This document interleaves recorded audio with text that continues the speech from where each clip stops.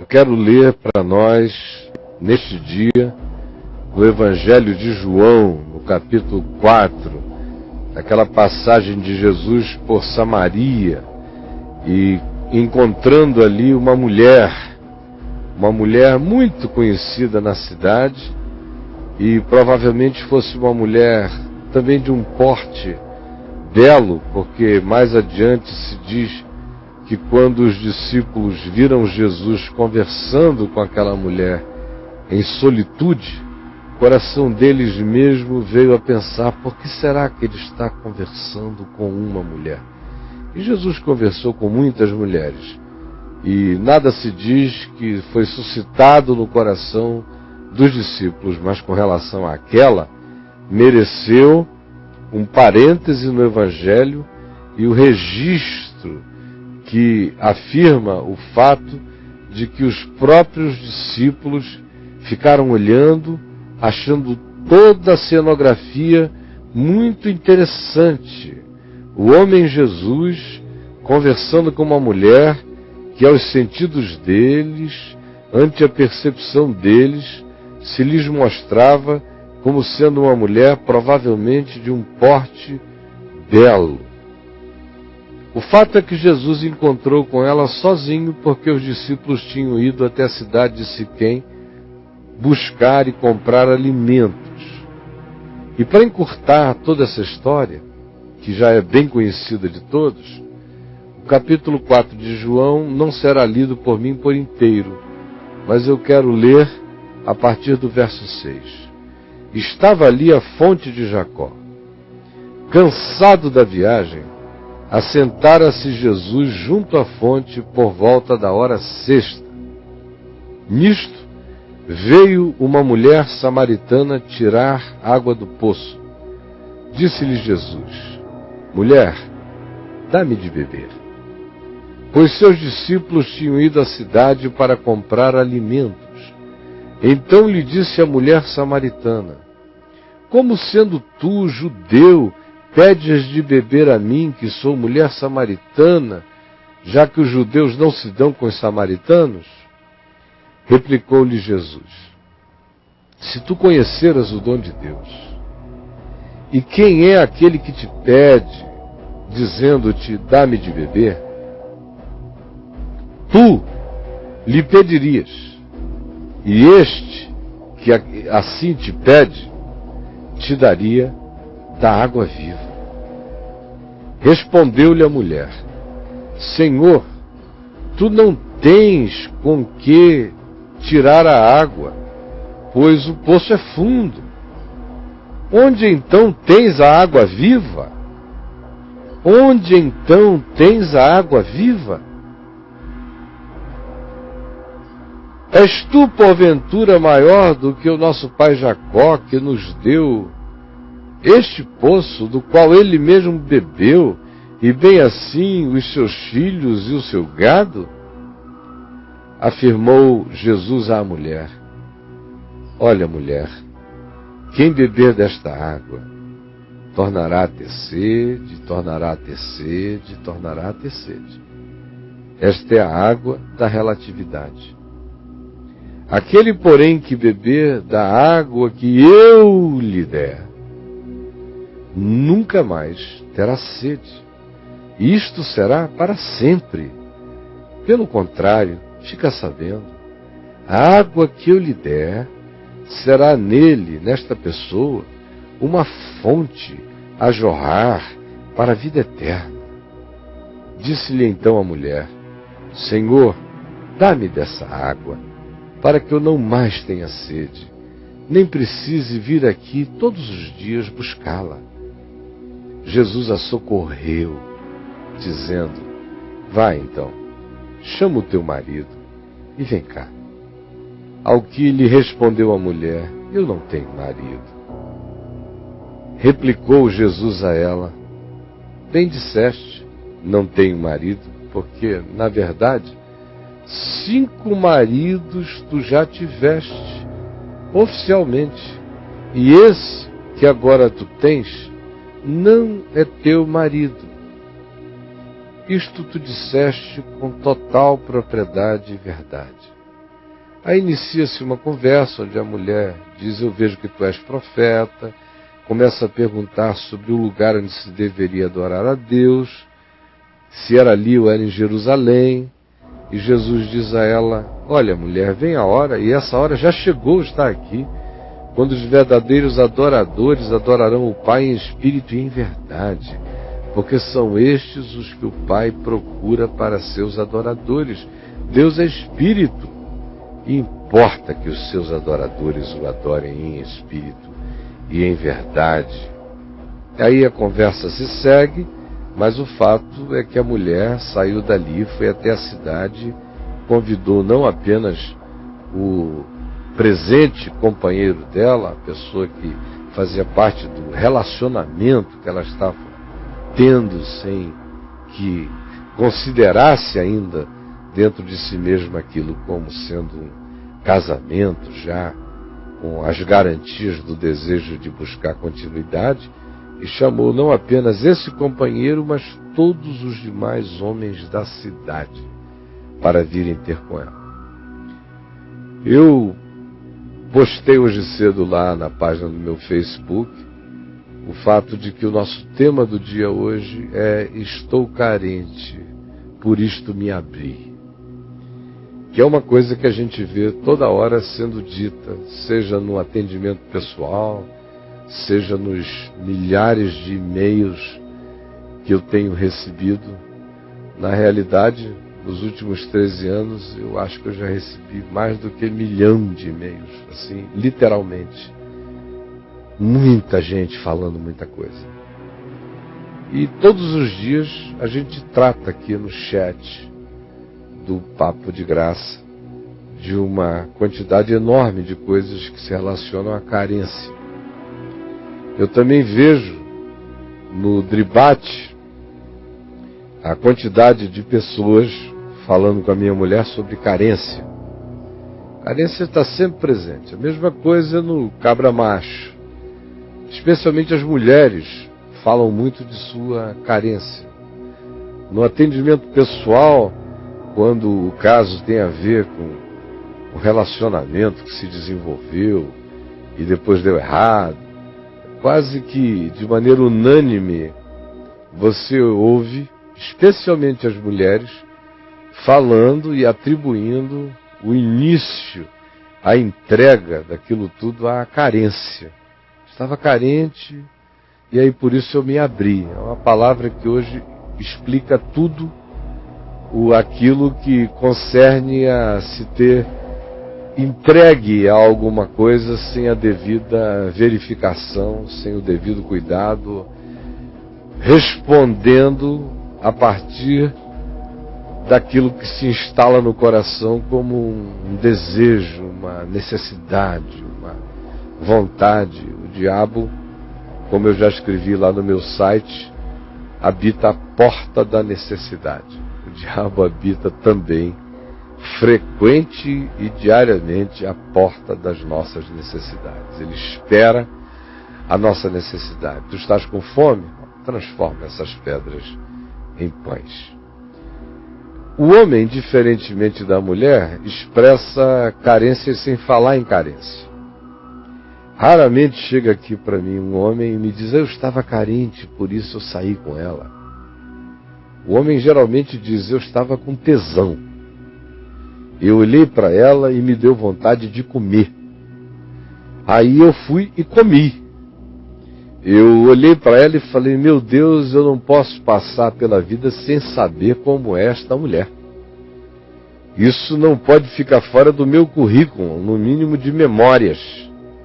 Ainda que eu não tenha uma relação contínua com ela, eu quero provar, traçar. Eu quero dizer para mim mesmo que eu comi desse fruto. Os homens são, portanto, muito menos subjetivos e muito mais orgânicos na sua declaração de carência.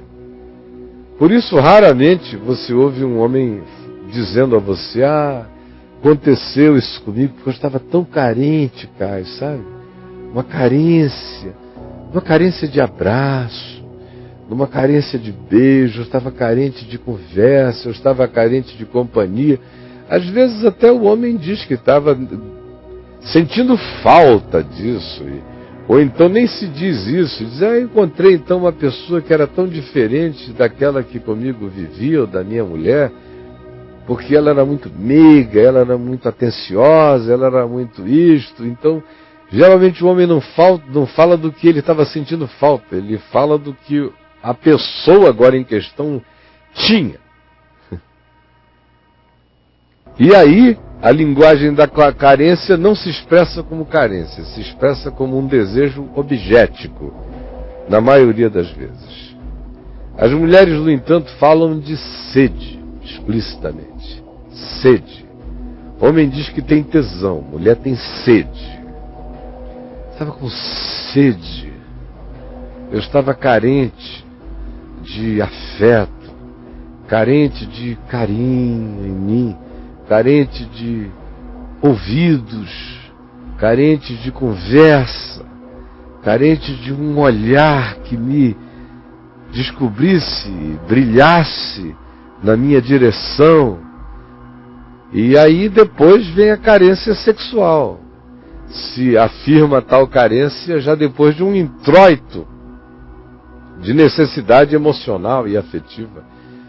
Quase que 98, 99% das vezes quando isso se refere às mulheres. Como eu disse, diferentemente dos homens. Porque os homens já chegam dizendo, era muito gostosa, eu peguei porque eu não aguentei.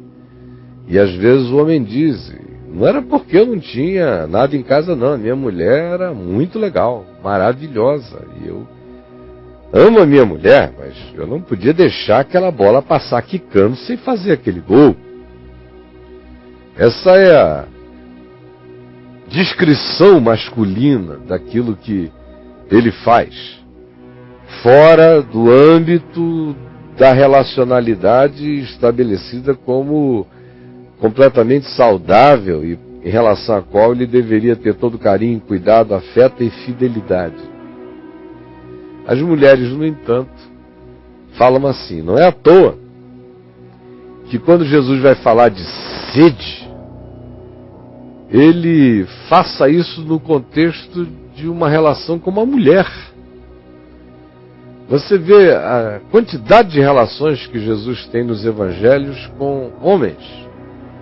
E em nenhuma dessas relações, desses encontros, você o encontra falando de algo tão subjetivamente terno, entranhado, psíquico, visceral, construindo uma metáfora tão vinculada a um elemento completamente tão psiquicamente sensorial para a vida humana, como aqui, neste caso.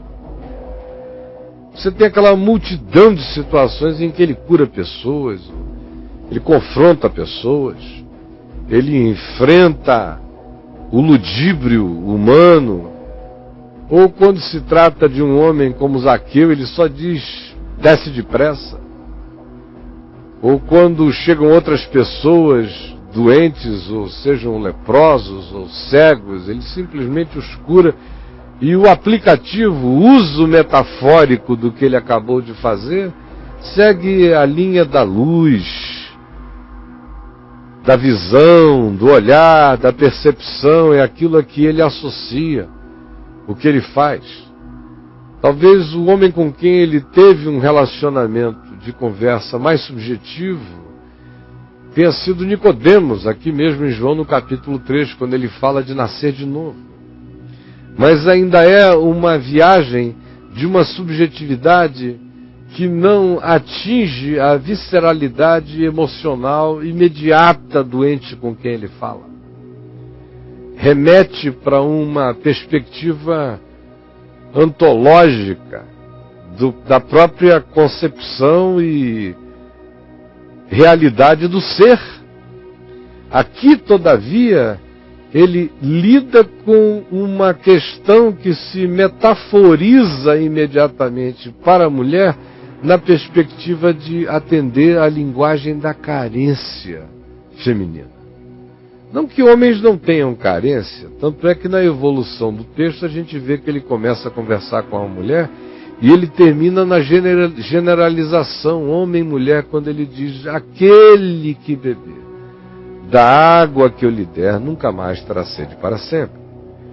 Mas, magnificamente, ele parte do lugar histórico, existencial e psicológico onde a confissão da carência acontece de maneira mais explícita, que é no coração feminino.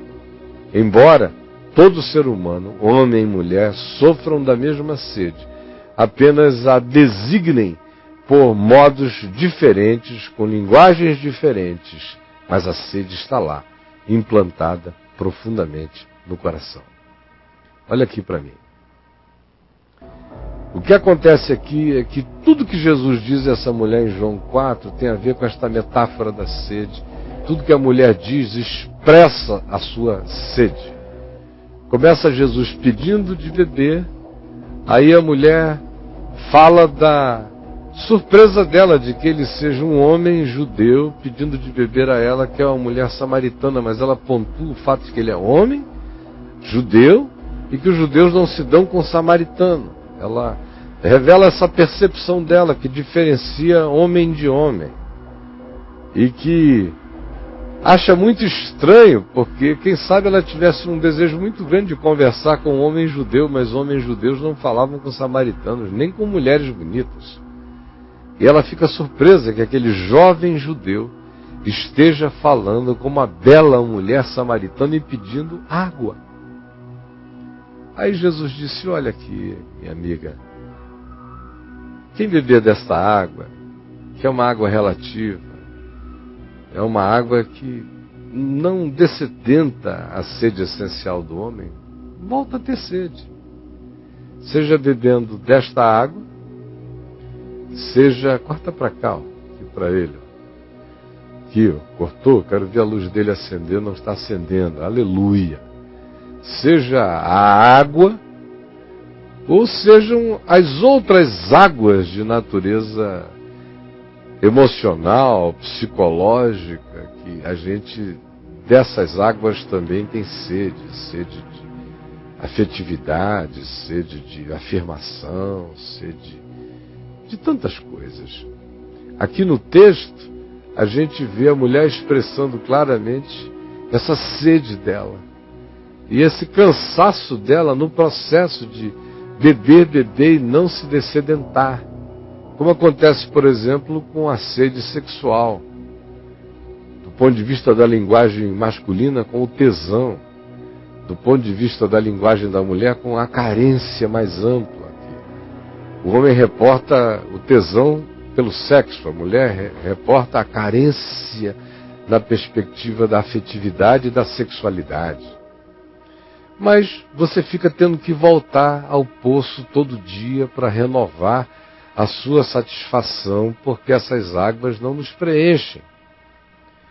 Como também a gente vê a mulher falando não apenas desse aspecto, mas reportando também a sede espiritual que ela tinha. E como a religião, semelhantemente ao sexo, é um poço de relatividades. Quem tenta dessedentar a sua sede espiritual com religião é como aquele que precisa frequentar um poço todo dia para dessedentar-se. Porque, semelhantemente à carência sexual, a gente precisa, em relação à religião, de frequência. A religião demanda tanta frequência, porque ela é só um poço de Jacó, ela não é água viva. É por isso que ela trabalha com o elemento da frequência, dizendo: se você não vier ao poço todo dia, você vai morrer. E o Evangelho de Jesus não é assim. Você olha para Jesus, você não diz Jesus dizendo: volte sempre a este lugar para sua vida não acabar. Ele, ao contrário, muitas vezes diz até para quem quer continuar com ele, dizendo: não, fica aí, segue, crê. Ou, no caso mais brilhantemente ilustrador disso tudo, ele diz ao homem de Gadara, de quem ele expulsara a legião de demônios e que pedira para seguir com ele, uma coisa impensável. Ele diz: não, não vem comigo não, vai para casa, vai para os teus, conta para os teus tudo que Deus tem feito por ti, como teve misericórdia de ti. Porque quem dá água viva não estabelece frequência para qualificar o significado do que foi introjetado no coração daquele que recebeu. Então você vê essa mulher falando do ciclo, de que ela estava cansada do ciclo, cansada de beber, de procurar, de ir, e incluir aqui nessa roda não apenas a do poço, mas a roda da própria vida emocional, afetiva, sexual dela, 5 maridos, agora um novo relacionamento. É uma experiência conjugal hollywoodiana que essa mulher tem aqui. E continua sedenta, e continua cansada, e continua insatisfeita, e continua procurando, tanto quanto ela conciliava isso tudo com uma certa atitude religiosa. Ela ia até o Monte Gerizim, ali em cima de Siquém, na Samaria, e naqueles dias já eram feitos sacrifícios a Deus lá, e não no templo em Jerusalém. E ela dizia: olha, é aqui o lugar que se deve adorar, ou é lá em Jerusalém? Porque ela tinha essa preocupação. E Jesus disse: olha, não é aqui nem é lá, é aqui. É aqui. Não é num lugar geográfico, é num lugar não lugarizado. É num lugar existencial, é num lugar dimensional, é no coração. Deus é Espírito e importa que os seus adoradores o adorem nessa dimensionalidade, em verdade. É aqui o lugar. A montanha da adoração é o seu coração. É em espírito e em verdade. Porque a sede dela está ali, sede de Deus. Sede de Deus muitas vezes se manifesta como sede sexual, muitas vezes se manifesta como sede afetiva, muitas vezes se manifesta como sede conjugal, de segurança, muitas vezes se manifesta como sede profissional, muitas vezes se manifesta como sede religiosa. Se manifesta de muitas maneiras, mas o que está lá no fundo é essa sede latente, constante de Deus. E como a gente vê na sequência do que aqui aconteceu, essa mulher, inclusive, que tinha muito interesse em resolver o problema da sua avidez afetiva e se entregava a homens numa monogamia sucessiva e intensa, porque ela era jovem, já tinha tido 5 maridos, e agora um caso. Mas ela também, além disso, tinha interesses explícitos em relação a Deus e tinha curiosidades proféticas, porque ela diz a Jesus: eu vejo que tu és profeta, e ela quer saber qual é o sentido das coisas. Ela busca gente que a instrua. E aqui é o dia da graça, porque pela primeira vez na vida ela encontrou aquele que fala a ela a verdade que pode preencher todas as agonias e buscas do seu coração e cessar dentro dela essa roda de agonia, desse poço sem fim, aonde a gente tem que voltar todo dia para beber outra vez, porque o coração não se enche e não se satisfaz jamais. Eu estou falando isso a você porque eu sei que tem um monte de homem que não vai, obviamente, dizer que está carente. Tem homem que acha que isso é boiolagem existencial e psicológica, dizer que está carente, só porque essa é uma linguagem, essa é uma semântica feminina. Mas homem também vive, experimenta carências pelas quais se tornam extremamente mais fragilizados e mais predispostos a entregarem-se às suas próprias cobiças. Mulheres explicitam isto na linguagem da carência de maneira completamente clara. Na realidade, no entanto, gente, todos nós deveríamos dizer uma outra coisa. Ao invés das mulheres dizerem que estão carentes, e dos homens apenas dizerem que estão com tesão, o que todo mundo deveria dizer: eu estou cobiçante. Eu estou profunda e vulneravelmente cobiçante. Eu estou irremediavelmente desejante. Carente é uma palavra assim, meio neutra, para falar da nossa cobiça, do nosso desejo, porque carência mistura desejo e cobiça com uma determinada ideia de necessidade, de fragilidade. A carência dá uma desqualificada no peso da nossa cobiça e nos transforma mendigos da existência, o que já traz uma espécie de autojustificação para aquilo em relação ao que a gente foi se entregando e muitas vezes bebendo água envenenada de um poço que não satisfaz e ainda mata. E ainda mata. Como diz aqui o livro de Provérbios, acerca dessa tentativa de mitigar a sede do coração e da alma nos lugares equivocados, no capítulo 5 de Provérbios, aqui se diz no verso 15 o seguinte, falando do homem que procura a mulher que não é dele: bebe a água da tua própria cisterna.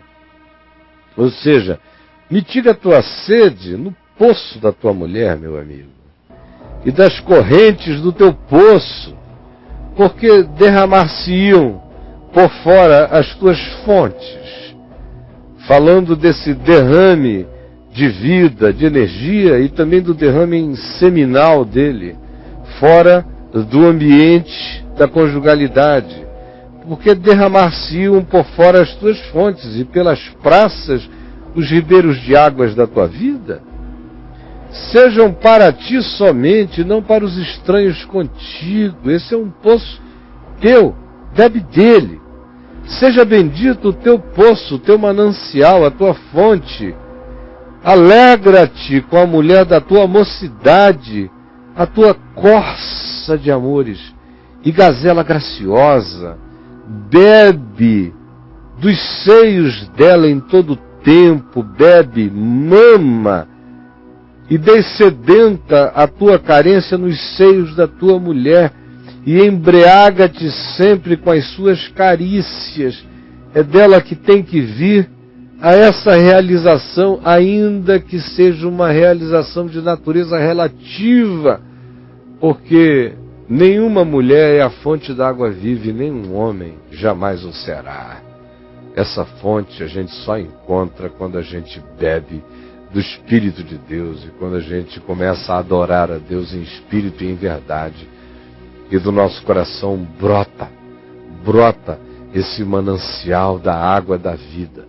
Mesmo quando a gente está sendo mal amado, ou rejeitado, ou não querido, ou não reconhecido, ou não percebido, a gente pode experimentar as dores desse momento, dessas constatações, das relatividades em relação aos quais nós não estejamos sendo afirmados nem queridos, mas ao contrário, estejamos sendo muitas vezes até rejeitados ou nem percebidos. Carrega a sua dor relativa. Essa dor relativa, no entanto, terá um poder absoluto no coração se o indivíduo não tiver dentro de si a água da vida. Mas se a pessoa tem dentro de si a água da vida, ela sente as sedes exteriores, mas ela tem dentro de si uma fonte que não é um poço, é uma fonte que jorra para a vida eterna. Todo relacionamento humano é poço e não é fonte.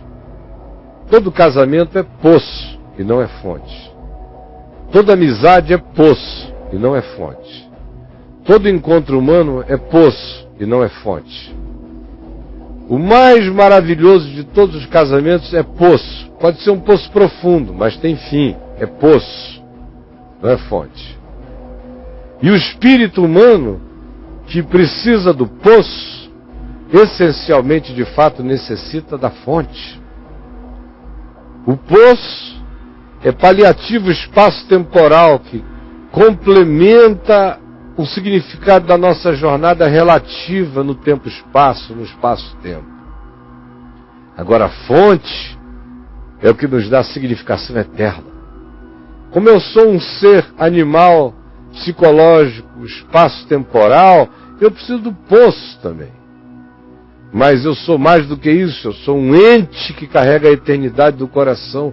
Por isso, sem a fonte, eu não sou, eu não vivo. Eu posso viver sem o poço, mas eu não posso viver sem a fonte. Tendo a fonte de água viva, o poço me será precioso, bom, saudável. Quem bebeu da água eterna aprecia muito mais as águas do poço da relatividade. Porque a toma na medida e na proporção certa, não exacerba o significado daquela água, não idolatra aquela água, não cultua aquela água, não acredita que daquela água brote toda a sua felicidade. Ela tem o seu papel relativo, e como relatividade será devidamente apreciada com o sabor que as relatividades têm, mas sem o culto absolutizante daquilo que seja relativo.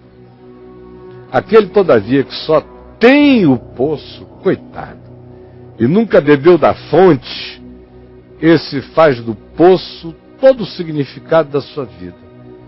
E quando lhe falta tal poço, ele mergulha em carências absurdas, e é capaz de beber lama, e é capaz de atolar-se em pantanais, e é capaz de tentar mitigar a sua necessidade com venenos, e fica tão desesperado que é também muito capaz de pular de cabeça em miragens para descobrir apenas a causticância da areia ilusiva do deserto.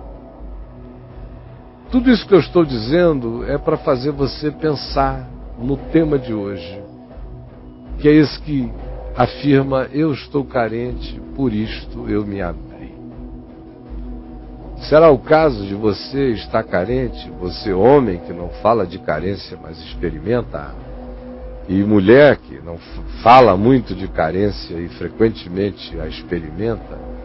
Será o caso de que isso esteja acontecendo com você, ou na iminência de acontecer, ou você esteja na portinha de tentar se auto-justificar dizendo: foi a minha carência? A gente mudou o discurso. Antigamente o homem dizia: foi a mulher que tu me deste. E a mulher dizia: foi o diabo. Agora, em eras tão psicológicas, a gente diz: foi a minha carência. Insuportável. Freud ajuda a nos transformar em seres que falam a linguagem da carência. A mulher agradece ao homem, porque ele já não diz: foi a mulher que tu me deste. E até o diabo vira-se para a mulher e diz: pô, se encara, né? Eu aproveitei, mas foi você que quis, minha filha. Mas dizer foi a carência ainda não é dizer a verdade.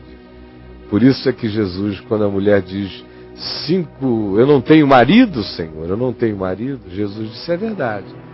5 maridos tu já tiveste, e esse que agora tu tens não é exatamente o teu marido. Isto tu disseste com verdade. Porque na carência existe muita ilusão, muita autojustificação, muita conversinha fiada de nós para nós mesmos.